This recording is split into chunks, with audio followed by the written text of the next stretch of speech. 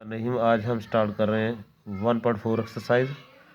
उसमें question number 2 है, matrix A दिया बी भी दिया है, फाइंड हमने करना है ए और बी को मल्टीप्लाई करना है।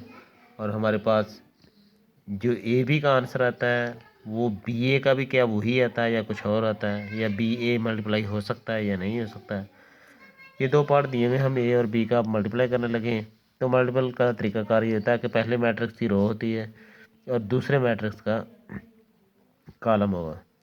इसी तरह पे अगर इसके साथ कोई और कॉलम होता तो पहले मैट्रिक्स की रो, पहला कॉलम, फिर स्पेस थोड़ी सी देकर पहले मैट्रिक्स की पहली रो को दूसरा अगर कोई कॉलम है तो उससे मल्टीप्लाई करके यहाँ लिखते हैं। इसी तरह फिर वन सेकंड थर्ड फोर्थ भी जो भी हो।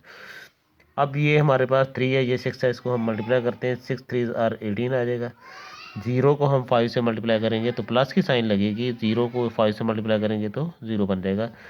अब अगर दूसरा इसमें कॉलम होता तो हम स्पेस छोड़कर यहाँ पे वो भी लिखते हैं, लेकिन इसमें दूसरा कॉलम नहीं है, लिहाजा हमारे पास जो इसका बन रहा है आंसर में। अब इसी तरह पे सेकंड रो, तो सेकंड रो में भी हम ऐसे देखेंगे, पहला एलिमेंट पहले से ही मल्टीप्लाई होगा तो वो 6 बन जाएगा, प्लस साइन होगी 2 को 5 से मल्टीप्लाई करेंगे तो 10 बनेगा।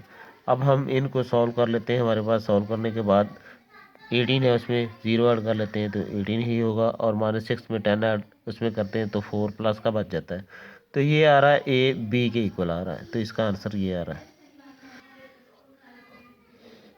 अब ये बी ए इसकी मल्टीप्लाई करनी है, हमने देखना है कि क्या आया, ये मल्टीप्लाई हो सकता है या नहीं।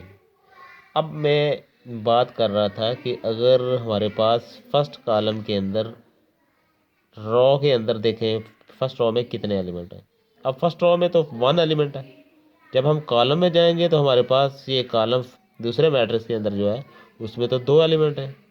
अब 6 को उससे तो मल्टीप्लाई कर लेंगे, यहाँ पर आगे कोई नंबर होना चाहिए था जो दूसरे एलिमेंट को दूसरे से मल्टीप्लाई करता, लिहाजा इसमें तो दूसरा एलिमेंट है ही नहीं, ये मल्टीप्लाई नहीं हो सकता।